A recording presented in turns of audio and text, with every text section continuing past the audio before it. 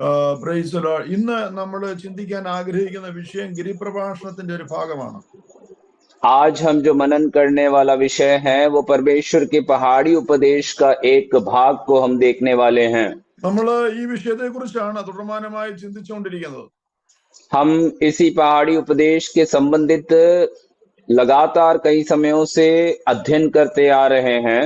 ഈ ഭാഗം നമുക്ക് ഒരുപാട് ഉൾവെളിച്ചം ഇൻസൈറ്റ് തരുന്നതാണ്. മത്തായി 5, 6, 7 അധ്യായങ്ങൾ.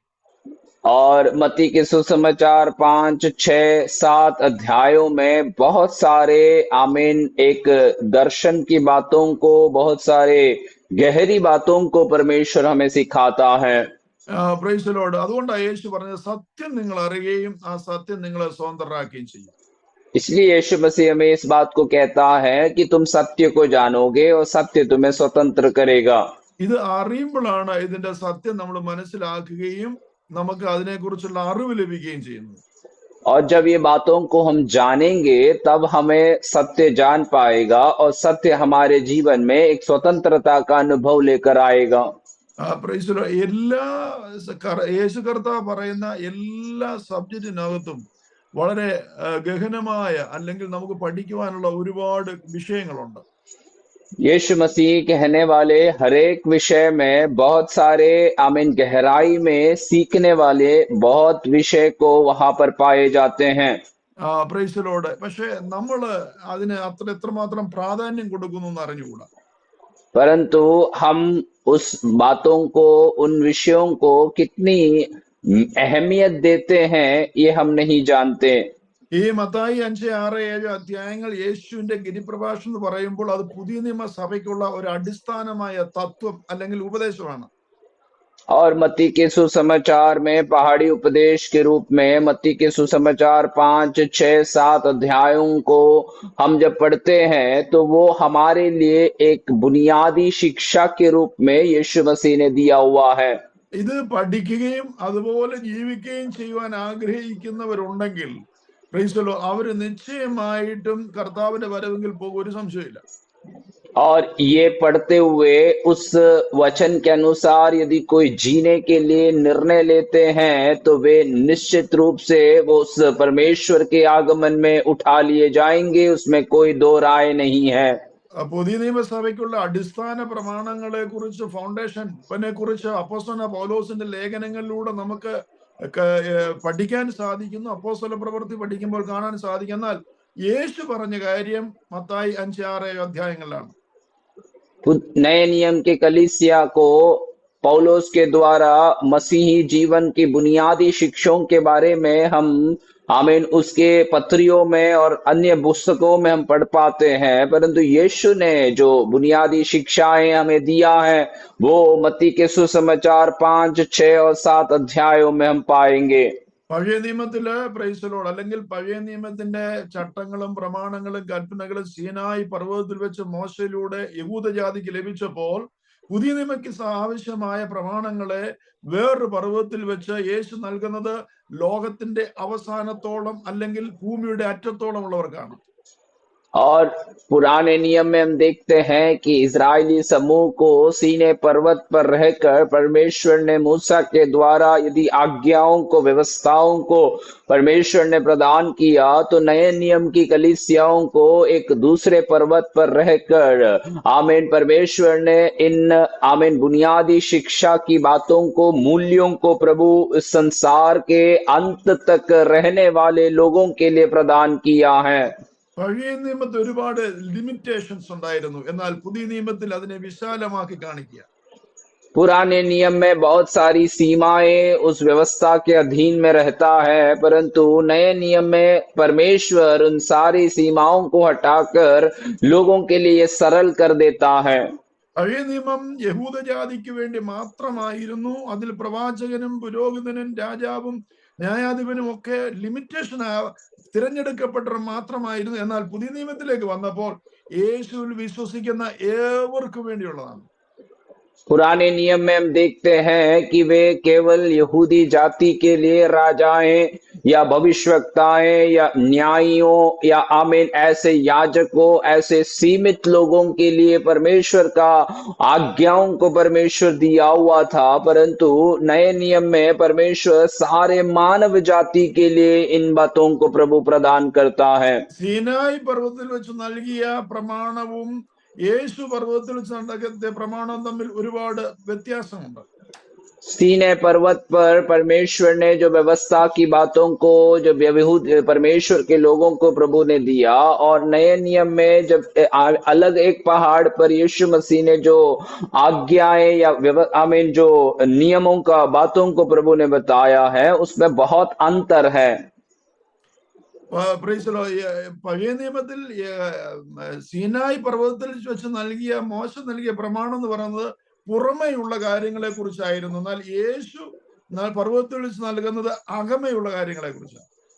पुराने नियम में परमेश्वर ने मूसा के द्वारा दी हुई जो व्यवस्थाएं हैं वो बाहरी जीवन के संबंधित रहता है, परंतु नए नियम में यीशु मसीह ने कही हुई बातें जो हैं वे एक व्यक्ति के अंदरूनी जीवन के अंदर कैसे सुधार लाना है उसी के विषय से संबंधित है। അതിലൊരു ചെറിയ ഒരു ഭാഗത്തിന്റെ ഒരു വാക്യത്തിന്റെ ഒരു ഇൻട്രൊഡക്ഷൻ മാത്രമേ ഇന്ന് ഞാൻ എടുക്കാൻ ആഗ്രഹിക്കുന്നത്. उसमें से एक छोटी भाग का एक आयत के बस परिचय आज के दिन में मैं लेना चाहता हूं। കാരണം യേശു പറഞ്ഞ ഓരോ വാക്കുകൾക്കും ഇന്ന് വരെ പുസ്തകം എഴുതിയിട്ട് തീർന്നിട്ടില്ല, ഇന്ന് വരെ പ്രസംഗിച്ച് തീർന്നിട്ടില്ല. അത്രമാത്രം അർത്ഥവ്യാപ്തിയോടുകൂടിയാണ് യേശു ഓരോ വാക്കുകളും പറഞ്ഞിട്ടുള്ളത്.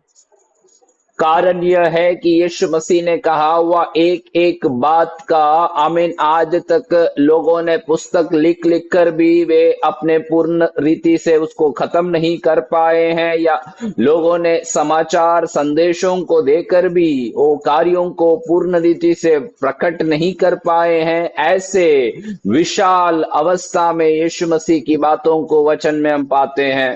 ദൈവത്തിന്റെ വചനത്തെ ഞാനൊരു വലിയ കടലിന്റെ ആഴങ്ങളെ കുറിച്ച് പറയുന്ന പോലെ ചിലപ്പോൾ പറയാറുണ്ട്. परमेश्वर के वचन में हमेशा कहता हूं एक बड़ा सा समुंदर का गहराई जैसा है, वैसे तुलना कर सकते हैं। നമ്മൾ എന്നും ചെന്ന ഒരു ഭാഗത്ത് തന്നെ ചെന്നിട്ട് ഒരു കടലിന്റെ ഒരു ഭാഗത്ത് തന്നെ നിന്നിട്ട് ഇങ്ങനെ ഉപരിതലത്തിൽ നിന്ന് കുറച്ച് മീൻ പിടിക്കാൻ ശ്രമിച്ചാൽ ഏതാണ്ട് ഒരേ കാറ്റഗറിയിലുള്ള മീനാ കിട്ടുന്നത്. और हर दिन हम जाकर समुन्दर के एक क्षेत्र में रहकर ऊपरी से यदि कोई मछली को पकड़ने की कोशिश करेंगे तो एक ही प्रकार के या ऐसी अनुभव वाली मछलियों को हमें मिलेंगे। ഇപ്പൊ നമുക്ക് ലഭിക്കുന്ന മീനിനെ കണ്ടുകൊണ്ട് നമ്മൾ പറയും, മത്സ്യത്തെ കണ്ട് നമ്മൾ പറയും ഈ കടലിനകത്ത് ഇത്രേ ഉള്ളൂ, അത് മൊത്തം ഞാൻ പിടിച്ചെന്ന് പറയും. और हमें मिलने वाले मछली के प्रकार के अनुसार हम इस प्रकार को बताएंगे कि इस समुद्र के अंदर इतना ही मछलियां हैं और इन सारे मछलियों को मैंने पकड़ चुका है। ചിലരൊക്കെ ഇമോഷണൽ ആയിട്ടുള്ള ഉപരിവിപ്ലവകരമായ കാര്യങ്ങൾ അവരങ്ങ് ഒതുങ്ങുകയാണ്. और कई लोग भावुक होकर ऐसे आमीन लोगों को जोश के और ले जाने वाली बातों को कहकर उसी में सीमित रह जाते हैं। അത് ഉള്ളപ്പോൾ തന്നെ നമ്മുടെ നെറ്റിനെ നമ്മുടെ വലയെ അല്പം കൂടെ ആഴത്തിലേക്ക് ഒന്ന് എറിഞ്ഞു നോക്കണം. और ये रहते समय ही हम अपने जाल को थोड़ी और गहराई में फेंकने की कोशिश करना है। അങ്ങനെ ആഴങ്ങളിലേക്ക് പോകുന്തോറും അത് അവസാനിക്കുന്നില്ല. പിന്നെയും മുത്തുകളും ഭവ്യങ്ങളും വിലയേറിയ വസ്തുക്കളും അതിന് ഉള്ളിൽ കിടപ്പുണ്ട്. और जितने गहराई की ओर जाते हुए रहने के समय में वो उस तट खत्म नहीं होता है, और उसमें से बहुत सारे मोतियों को बहुत सारे अनमोल चीजों को उसमें हम प्राप्त कर सकते हैं। ചിലര് ഇമോഷണലായ കാര്യങ്ങളിൽ മാത്രം ഒതുങ്ങുമ്പോൾ ചിലര് അത്ഭുതങ്ങളിലും അടയാളങ്ങളിലും മാത്രം ഒതുങ്ങുന്നു. और कई लोग भावुक करने वाले विषयों में अपने आप को सीमित कर देते हैं, और कई लोग चिन्ह और चमत्कारों में अपने आप को सीमित करते हैं। ചിലര് കൃപാവരങ്ങളിൽ മാത്രം ഒതുങ്ങുന്നു. कई लोग वरदानों के विषयों में अपने आप को सीमित करते हैं। എന്നാൽ അതിനെ ഒക്കെ ഓവർടേക്ക് ചെയ്യുന്നതാണ് ദൈവത്തിന്റെ വചനത്തിന്റെ ആഴമായ മർമ്മം. परंतु उन सब से परे और उन सब को पार करने वाला है परमेश्वर की वचन का गहराई में देने वाला जो शिक्षा है। അതുകൊണ്ട് യേശു പറഞ്ഞ ഓരോ വാക്കിനും അരമണിക്കൂറോ മണിക്കൂറുകളോളോ പ്രസംഗിച്ചാൽ തീരാത്തതുപോലെയുള്ള അർത്ഥവ്യാപ്തി ഉണ്ടെന്നുള്ള കാര്യം നമ്മൾ മറക്കരുത്. इसलिए यीशु मसीह ने कहा हुआ एक एक शब्द या एक एक वचन जो है वो उसमें आधा घंटे का समय की सीमा से भी बढ़कर अर्थ और उसका गहराई है, ये बात को हमें समझना है। അതിന്റെ അറിവ് നമ്മളെ വിശ്വാസത്തിൽ പിടിച്ചു നിർത്തുവാൻ ഏത് പ്രതികൂല സാഹചര്യങ്ങളിലും ആടി ഉലയുന്ന കാറ്റുകളും തിരമാലകളും വന്നാലും എന്റെ ഈ വചനം കേട്ട് ചെയ്യുന്നവൻ പാറമേൽ അടിസ്ഥാനം വിട്ട് വീട് പദ്ധതി ബുദ്ധിയുള്ള മനുഷ്യരുടെ കൂടെ ആയിരിക്കുമെന്ന യേശു പറഞ്ഞത്. और ऐसी शिक्षाएं, ऐसी ज्ञान हमें हर प्रकार की आमीन आंधी तूफान जैसी समस्याएं और ऐसे आमीन घटनाओं में हमें स्थिर रहने के लिए मदद करता है। इसीलिए यीशु मसीह इस बात को बताता है कि मेरे इस वचनों को मानकर रहने वाला व्यक्ति उस चट्टान पर घर बनाया हुआ व्यक्ति के समान रहेगा। കഴിഞ്ഞ 2000 വർഷമായിട്ട് ദൈവത്തിന്റെ വചനം ഒരേ വചനം പ്രസംഗിച്ചിട്ടും എഴുതിയിട്ടും ഈ കാലങ്ങളിൽ പിന്നെയും പ്രസംഗിക്കുമ്പോൾ അതിനെ കുറിച്ചുള്ള വെളിപ്പാട് ദൈവം ഓരോ ദൈവദാസന്മാരുടെ ഹൃദയത്തിൽ തുറന്നു നൽകുന്ന കാണുവാനായിട്ട് സാധിക്കുന്നു. पिछले 2000 साल से प्रभु यीशु ने कहा हुआ वचनों के विषय में प्रचार करते हैं, लोग पुस्तकें लिखते हैं, परंतु आज के समय में भी उन वचनों को ही जब प्रचार किए जाते हैं तो नए प्रकाशन, नए रीति से उस वचन के प्रति दृष्टिकोण में हमें बदलाहट को दिखाई देते हैं। എത്രയോ കാലമായി നാം ദൈവവചനം ബൈബിൾ വായിക്കുന്നു, പ്രാർത്ഥിക്കുന്നു, മെഡിറ്റേറ്റ് ചെയ്യുന്നു, പ്രസംഗിക്കുന്നു. അപ്പോഴും ചില കാര്യങ്ങളെ കുറിച്ച് നമുക്ക് ചിന്തിക്കും, ഓ ഇതിന് ഇങ്ങനെ ഒരു അർത്ഥം ഉണ്ടായിരുന്നോ, ഇങ്ങനെ ഒരു ഇന്റർപ്രിട്ടേഷൻ ഉണ്ടായിരുന്നു. ഈ വചനത്തിന്റെ വെളിപ്പാട് കാലങ്ങളായി ദൈവം ഓരോ കാലങ്ങളിലും കാലഘട്ടങ്ങളിലും ദൈവം അതിൻ്റെതായ വെളിപ്പാട് തന്റെ ദാസന്മാർക്ക് നൽകുമ്പോഴാണ് ആ അർത്ഥം നമുക്ക് മനസ്സിലാകുന്നത്. कितने समयों से, कितने वर्षों से हम वचन को पढ़ते हैं, लेकिन हाल ही में जब हम वचन पढ़ते आए होंगे तो हमने अनुभव किया होगा, क्या इन वचन का ऐसा भी प्रकाशन होता है या ऐसा भी दृष्टिकोण हम इस वचन में से पा सकते हैं। उसी प्रकार परमेश्वर इस समय में, इस युग में अनेक प्रभु के दासों को नए रीति से प्रकाशन और वचन का ज्ञान को देकर प्रभु इन दिनों में खड़ा करता है। മനുഷ്യന്റെ യാതൊരു ബുദ്ധിക്കും യുക്തിക്കും ഇതിനെ ഇന്റർപ്രറ്റ് ചെയ്തെടുക്കുവാൻ സാധിക്കത്തില്ല.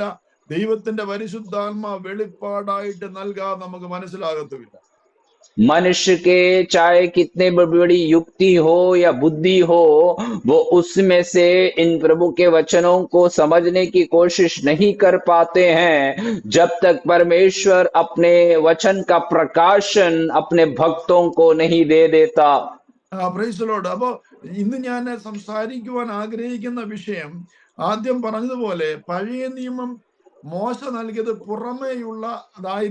പുറമേയുള്ളതിനായിരുന്നെങ്കിൽ യേശു കർത്താവ് ആ പർവ്വതത്തിൽ വെച്ച് നൽകിയത് അകമയുള്ള രൂപാന്തരത്തിന് വേണ്ടിയാണ്. मैं आज जो बात को कहने जा रहा हूं, मैंने जैसे पहले कहा कि पुराने नियम में परमेश्वर ने मूसा के द्वारा दी हुई व्यवस्थाएं जो थी, जो बाहरी रूप से एक व्यक्ति को किस प्रकार शुद्ध करना है उसी के संदर्भ में था, तो नए नियम में प्रभु ने दी हुई जो व्यवस्थाएं, जो आज्ञाएं हैं, एक मनुष्य के भीतरी भाग में उसे कैसे पवित्र रखना है उसी के संबंधित है। ഇന്നു മുതൽ ചില ദിവസങ്ങളെങ്കിലും ഞാൻ സംസാരിക്കാൻ ആഗ്രഹിക്കുന്ന വിഷയം മത്തായി 5:14 വാക്യമാണ്. आज से लेकर लगभग कम से कम कई और दिन तक आमीन, मैं जो बात को बोलना चाहता हूं वो मत्ती के सुसमाचार 5 अध्याय उसके 14वें पद में से है।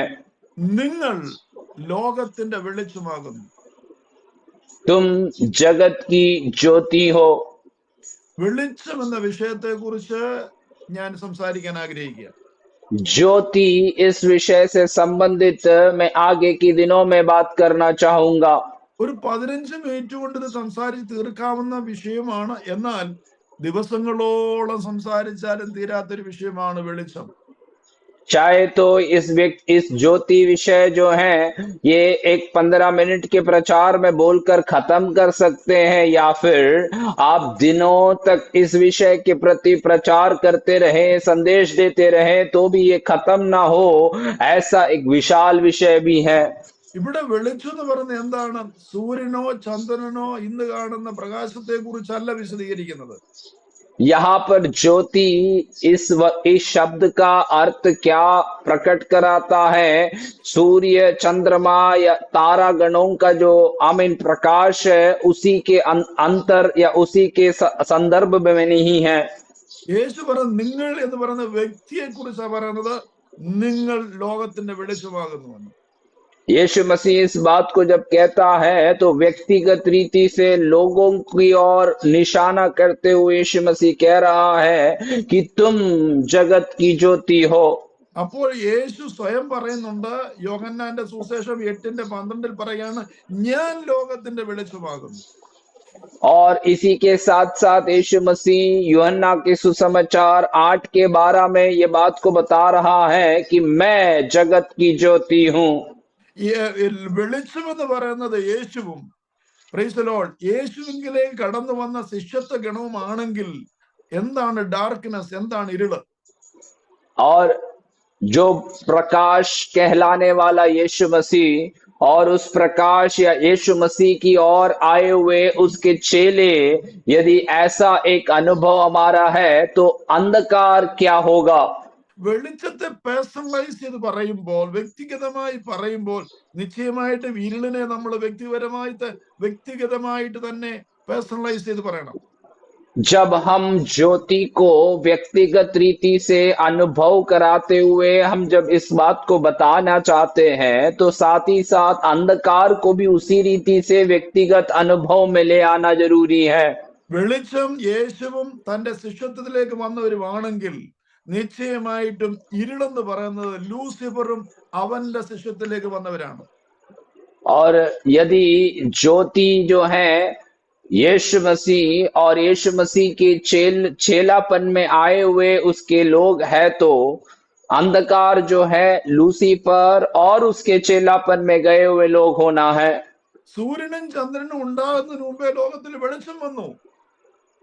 वचन हमें बताता है कि सूर्य चंद्रमा के निर्माण करने से पहले ही दुनिया में ज्योति का प्रकाश चमकता आया है. ഉൽപ്പത്തി പുസ്തകം 1-ാം അധ്യായം വായിക്കുമ്പോൾ അങ്ങനെയല്ലേ നമ്മൾ കാണുന്നത്? उत्पत्ति के पुस्तक 1 अध्याय को हम पढ़ते हैं तो ऐसे ही हम वहां पर पढ़ पाएंगे. നിങ്ങളുടെ ബൈബിളിൽ പറഞ്ഞ സത്യമാണെങ്കിൽ നമുക്കത് വായിച്ചു നോക്കാം. आपका वचन में जो बोल रहा है वो सत्य है, तो हम थोड़ा पढ़कर देखेंगे. Praise the Lord. ആദിയിൽ ദൈവം ആകാശവും ഭൂമിയും സൃഷ്ടിച്ചു. അത് പാഴും ശൂന്യമായിരുന്നു. ആഴത്തിന്മേൽ ഇരുളുണ്ടായിരുന്നു. ദൈവത്തിന്റെ ആത്മാ വെള്ളത്തിന്മീതെ പരിവർത്തിച്ചു നിന്നു. വെളിച്ചം ഉണ്ടാകട്ടെ എന്ന് ദൈവം കൽപ്പിച്ചു.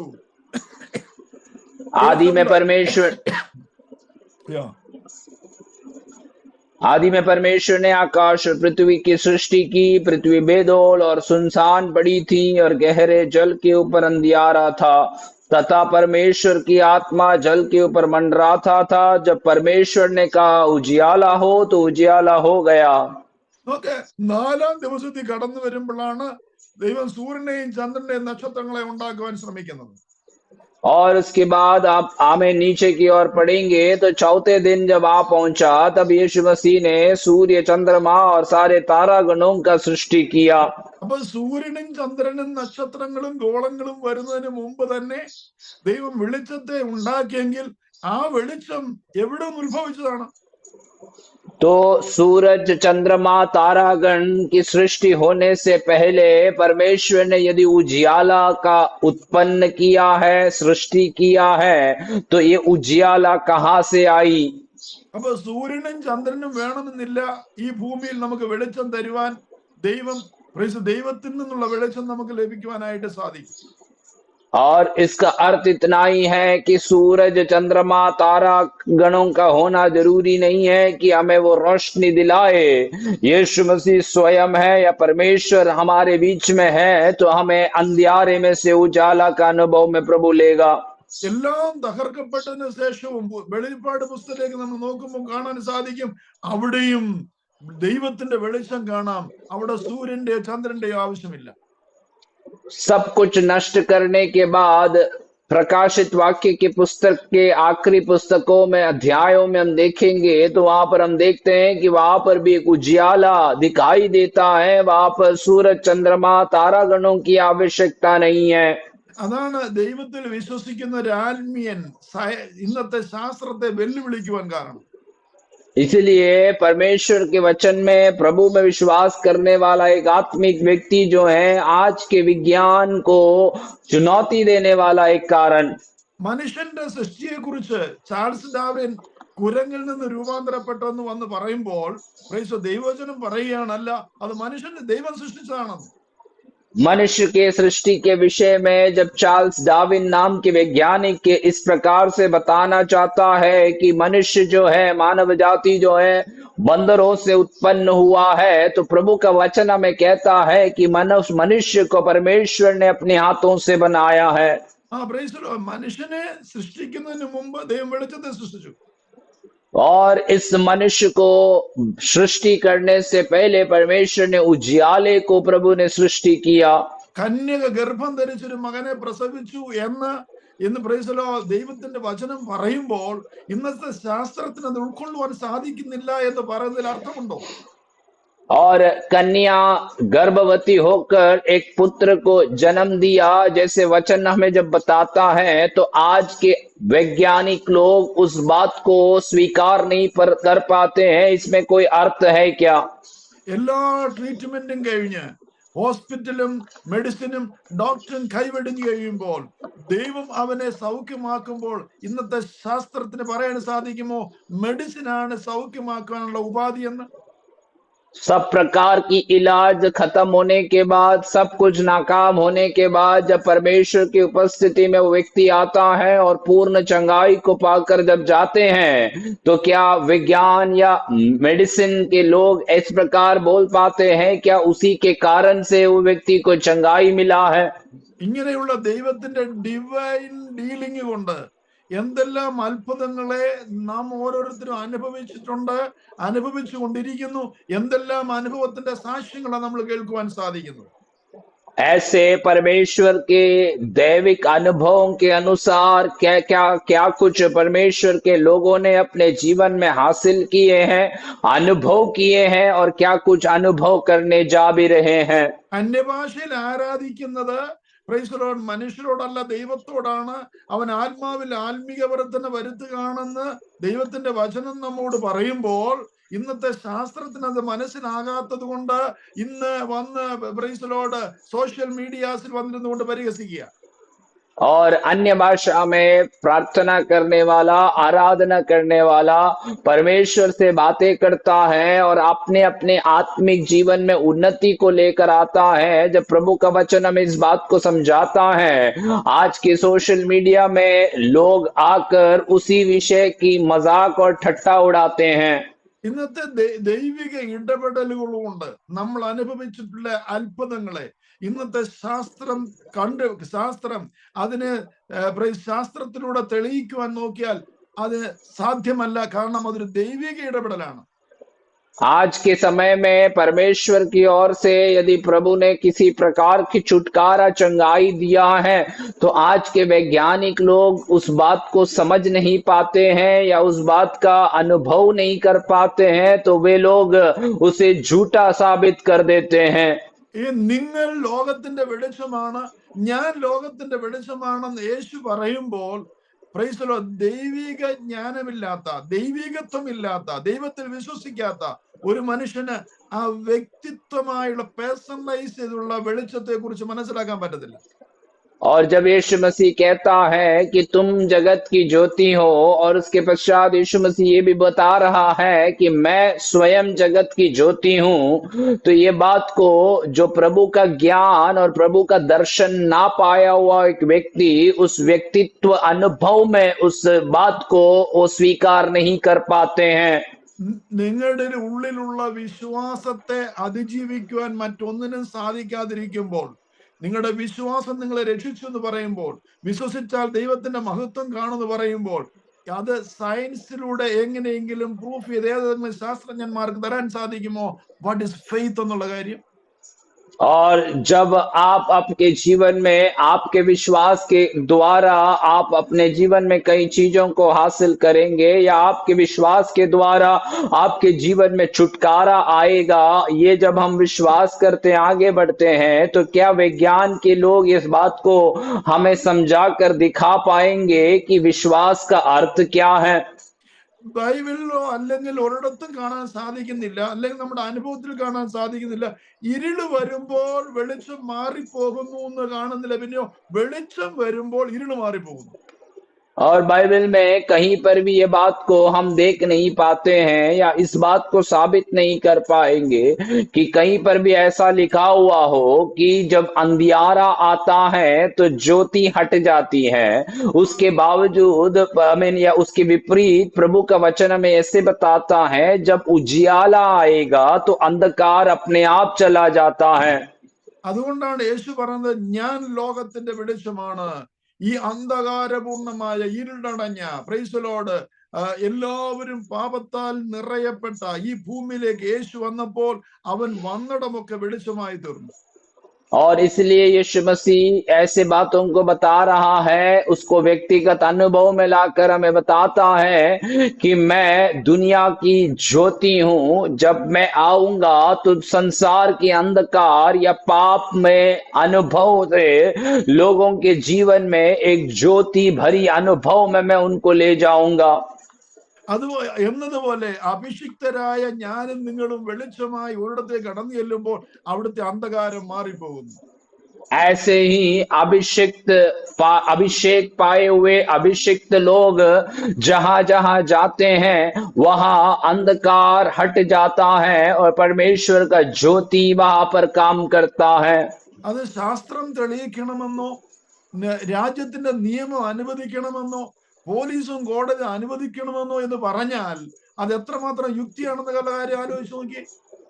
उसी के संदर्भ में विज्ञान उसका सबूत हमें बताना है, या दुनिया के कोर्ट कचहरी में हमें उसके प्रमाण को देना है, ऐसे जिद हम करें तो क्या कहीं पर भी वो संभव हो सकता है? ഞാനും നിങ്ങളുമാകുന്ന വെളിച്ചത്തെ പറയും കീഴിൽ വയ്ക്കുവാനായിട്ടല്ല, അത് തണ്ടിന്മേൽ വയ്ക്കുവാനായിട്ടാണ് നമ്മെ പ്രകാശിതപൂർണമാക്കി തീർത്തിരിക്കുന്നത്. हम और आप जो ज्योति हैं, उस ज्योति को खाट के नीचे रखकर दबाने के लिए नहीं है, परंतु उसे बड़े दीवट के ऊपर रखकर सारे दुनिया को रोशनी फैलाने के लिए परमेश्वर ने हमें ऐसे कार्यों में दिया समर्पण किया है। എന്നെ കേൾക്കുന്ന ദൈവവേദലേ, നിങ്ങൾ കഷ്ടതയിലോ ദുഃഖത്തിലോ ഭാരത്തിലോ ദാരിദ്ര്യത്തിലോ രോഗത്തിലോ ആയിരിക്കുന്നുവെങ്കിൽ ഈ പ്രകാശം നിങ്ങളിലേക്ക് വരുവാൻ നിങ്ങൾ അനുവദിക്കുന്നുവെങ്കിൽ ലോകത്തിനും ശാസ്ത്രത്തിനും തെളിയിക്കാത്തൊരു അത്ഭുതം നിങ്ങളുടെ ജീവിതത്തിൽ കാണുവാൻ സാധിക്കും. आज सुनने वाले मेरे प्रिय लोगों, आप किसी भी प्रकार के कष्ट में, आप किसी भी प्रकार के संकट अनुभव में आप जा रहे हो, तो आप यदि ये ज्योति को आपके जीवन में काम करने की अनुमति देते हैं, तो वो आप आमीन आज तक दुनिया ने ना देखा हुआ ऐसे बड़े कार्यों को आप अपने जीवन में देख पाएगा। അതാണ് യേശുവിന്റെ ജനനത്തിലൂടെ ഭൂമിയിൽ തെളിയിച്ചത്. और यही बात है यीशु मसीह के जन्म के द्वारा संसार में यीशु ने ये बात को प्रकट किया। അത് എന്റെയും നിങ്ങളുടെയും ജീവിതത്തിലൂടെ ഈ ഡിവൈൻ പവർ ഈ ഭൂമിയിൽ വെളിപ്പെടുമ്പോൾ സൂര്യനും ചന്ദ്രനും തരുവാൻ സാധിക്കാത്ത വെളിച്ചം ഈ ലോകത്തെ വെളിച്ചമാക്കി തീർക്കുവാനായിട്ട് സാധിക്കും. और इसी प्रकार हमारे और आपके जीवन से ऐसे दैविक शक्ति जब काम करेगा तो आज तक सूरज और चंद्रमा ना दिखाने वाला ऐसे प्रकाश को हम अपने जीवन से दिखा पाएंगे और ऐसे परमेश्वर का कार्य हमारे जीवन से हम प्रकट कर पाएंगे। വെളിച്ചം പ്രാപിച്ച അഭിഷേകം പ്രാപിച്ച മിഷണറിമാര് ഇരുളടഞ്ഞ ഭൂഖണ്ഡങ്ങളിലേക്ക് കടന്നു ചെല്ലുമ്പോൾ അവിടെ എല്ലാ ഫെസിലിറ്റീസും ഉണ്ടായിട്ടല്ല അവിടെ വെളിച്ചം പകർന്നു, പിന്നെയോ അവരിലുള്ള ദൈവിക തേജസ്സിലൂടെയാണ് ഇരുളടഞ്ഞ ഭൂഖണ്ഡങ്ങളിലേക്ക് ദൈവിക വെളിച്ചം പകരുവാനിടയായത്. आमेन। प्रकाशन पाए हुए मिशनरी लोग आमेन अंधकार भरे स्थानों में जब जाता है तो वहां पर ज्योति लाने के लिए कई प्रकार के अनुभव या संसाधन होने के वजह से नहीं है, परंतु उनके अंदर जो दैविक सामर्थ्य उन्होंने प्राप्त किया था उसी के अनुसार उन्होंने उन अंधकार भरे क्षेत्रों में परमेश्वर के ज्योति को फैलाने में प्रभु ने उनको मदद किया है। എന്തിനധികം പറയുന്നു, നിങ്ങൾ ചരിത്രം പഠിച്ചു നോക്ക്. ആഫ്രിക്കയുടെ ചരിത്രം പഠിക്ക്, ഏഷ്യൻ രാജ്യങ്ങളുടെ ചരിത്രം പഠിക്ക്, നമ്മുടെ ഭാരതത്തിന്റെ ചരിത്രം പഠിക്ക്. ഇന്ത്യൻ അഭിഷേകം പ്രാപിച്ച മിഷണറിമാരുടെ കടന്നുകയറ്റമാണ് ഇന്ന് കാണുന്ന വ്യത്യാസങ്ങളും വെളിച്ചവും പകരുവാൻ ഇടയായത്. അതുകൊണ്ടാണ് യേശു പറഞ്ഞത്, you are the light of the world. क्यों अधिक हमें बताना है। आमीन। अफ्रीका के उस आमीन भूखंड की ओर आप देखें या आमीन अनेक आमीन प्रेस लॉर्ड आशियाई देशों को आप देखें या फिर हमारी भारत को ही हम अपने आमीन ध्यान से देखेंगे तो ऐसे अंधकार भरी अनुभव में अनेक मिशनरियों ने जो ज्योति प्राप्त किए थे वो परमेश्वर के ज्योति को फैलाने के कारण ऐसे आशीष भरी अनुभव में आज हमारे देश में लोग आगे बढ़ पा रहे हैं। സൂര്യനും ചന്ദ്രനും സൃഷ്ടിക്കപ്പെടുന്നതിന് മുമ്പ് ഈ ഭൂമിയിൽ ദൈവം വെളിച്ചം പകർന്നുവെങ്കിൽ ഇന്നത്തെ മോഡേൺ ഫെസിലിറ്റീസ് വേണമെന്നില്ല അഭിഷിക്തരായ നിങ്ങൾക്ക് ഇരുളടഞ്ഞ സ്ഥലങ്ങളിലേക്ക് കടന്നു വെളിച്ചം പകരുവാൻ। और आज आमीन ऐसे आमीन तकनीकी भरी एक आमीन समाज में एक समय में आमीन आज के नए नए तकनीकी चीजों की जरूरत नहीं है कि हम एक स्थान में जाकर परमेश्वर का कार्यों को करें, परंतु प्रभु का सामर्थ्य में परमेश्वर के ज्योति में भरकर हम यदि एक स्थान में जाएं तो वहां पर प्रभु का अद्भुत कार्य हमारे जीवन से प्रभु प्रकट कर सकता है। നാം അതിന് തയ്യാറായാൽ ദൈവത്തിന്റെ പരിശുദ്ധാത്മാവ് നമുക്ക് തുണ നിന്ന് പ്രൈസ് ദി ലോർഡ് മറ്റുള്ളവർക്ക് വെളിച്ചം പകരുവാൻ സാധിക്കും. പറയണ്ട ഞാനാണ് വെളിച്ചമെന്ന്, നീ കടന്നു ചെല്ലുമ്പോൾ തന്നെ അനുഭവിക്കുന്നവർക്കറിയാം എന്താണ് വെളിച്ചമെന്ന്. हम यदि उस कार्य के लिए तैयार हो जाते हैं तो परमेश्वर की पवित्र आत्मा हमें उस काम के लिए उपयोग करने लगेगा। हमें बोलने की आवश्यकता ना होगी कि मैं ज्योति हूं, परंतु हम जहां जहां जाएंगे हमारे द्वारा परमेश्वर का काम प्रकट होंगे और लोग उस ज्योति के अनुभव को देख पाएंगे। ഈ ഇരുളിനോട് പറഞ്ഞുകൊണ്ടിരിക്കണ്ട ഞാൻ വെളിച്ചമാ നീ പോയിക്കോ, ഞാൻ വെളിച്ചമാ നീ പോയിക്കോ എന്ന് പറയണ്ട. വെളിച്ചമാണെങ്കിൽ നാച്ചുറലായിട്ട് ഓട്ടോമാറ്റിക് ആയിട്ട് ആ ഇരുള് മാറിയിരിക്കും. आपको अंधकार के कार्यों को देखकर बोलने की आवश्यकता नहीं है कि मैं ज्योति हूं, तुम दूर हो जाओ, परंतु यदि आप सच में एक ज्योति के समान प्रकाशित होते हैं तो अंधकार अपने आप वहां से मिट जाएगा। വെറുതെ അല്ല യേശു നിന്നോട് പറഞ്ഞത് നീ ലോകത്തിന്റെ വെളിച്ചമാണ്. यूं ही नहीं, यीशु मसीह ने हमसे और आपसे कहा है कि तुम जगत की ज्योति हो। ഇന്ന് ഞാൻ ഇവിടെ നിർത്തുവാൻ ആഗ്രഹിക്കുക, തുടർന്ന് അടുത്ത ദിവസങ്ങളിൽ സംസാരിക്കാം. आज मैं यहाँ पर समाप्त करना चाहता हूँ। आगे के समयों में आमीन आगे के समय में आगे इसके बारे में बताना चाहूंगा। ദൈവത്തിന്റെ ഒരു വെളിച്ചമായി തീരുവാൻ നമുക്ക് നമ്മെ തന്നെ സമർപ്പിക്കാം. ദൈവം നിങ്ങളെ അനുഗ്രഹിക്കട്ടെ. परमेश्वर के लिए एक ज्योति के समान बदलने के लिए हम एक और बार अपने आप को प्रभु के हाथों में समर्पित करेंगे। प्रभु आप सभी को आशीषित करें।